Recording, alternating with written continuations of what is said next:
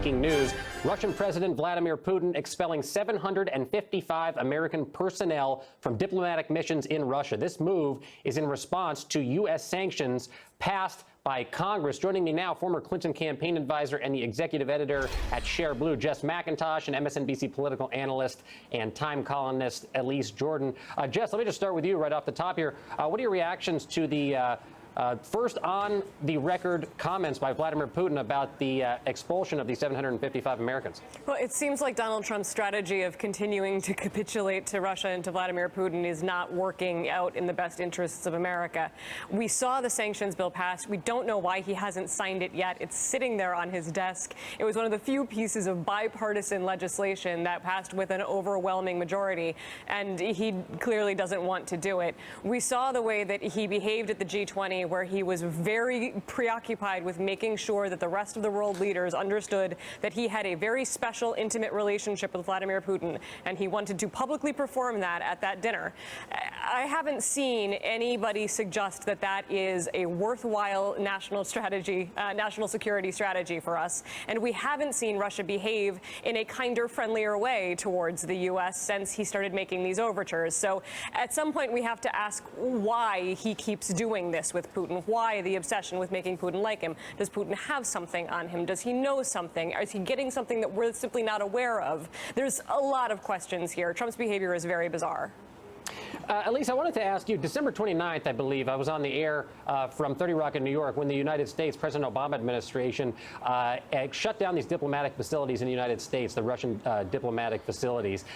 Would this have happened far sooner, what we are seeing today out of Russia, hearing from Vladimir Putin, had President Trump not been the man to walk into 1600 Pennsylvania Avenue?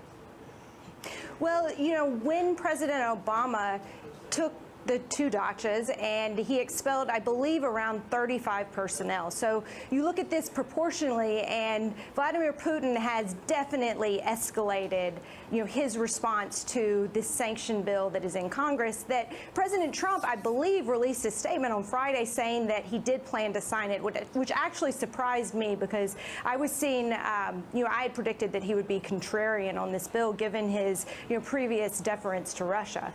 But this, you know, we're seeing yet again, as Jess pointed out, you know, so many administrations come in they enter the scene and they think that they will be the ones to change the relationship with Russia. And yet again, that just simply is not happening. Earlier this morning, on the ABC network, the deputy foreign minister of Russia discussed these sanctions. Let's take a look at that. And I think this retaliation is long overdue. After the Senate, the day before yesterday, voted, or rather on the 27th of July, voted so overwhelmingly on a completely weird and unacceptable piece of legislation, it was the last drop. If the U.S. side decides to move further towards further deterioration, we will answer, we will respond in kind. Jess, how do you expect the Trump administration to respond to all of this, particularly with the ongoing, of course, investigation into collusion between the Trump campaign and Russia, both concurrently in Congress and by the special prosecutor? I mean, Trump has shown no inclination that he is aware of how bad the optics are for him on Russia. So I would expect that he continues to capitulate. Perhaps this move by Putin will make him not sign the bill after he had decided that he was going to sign it.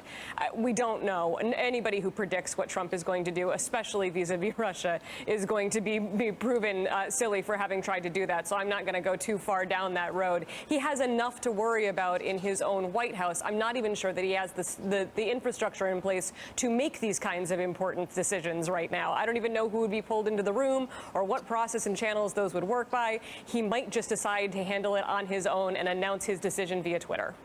Yeah, he very well might. Elise, just we got about 15 seconds left. It's important to reemphasize the president has not yet signed these sanctions, although Vice President Mike Pence, who is traveling overseas, has indicated today that the president is going to be signing them. You know, what do we expect now from Donald Trump, you know, given this latest escalation?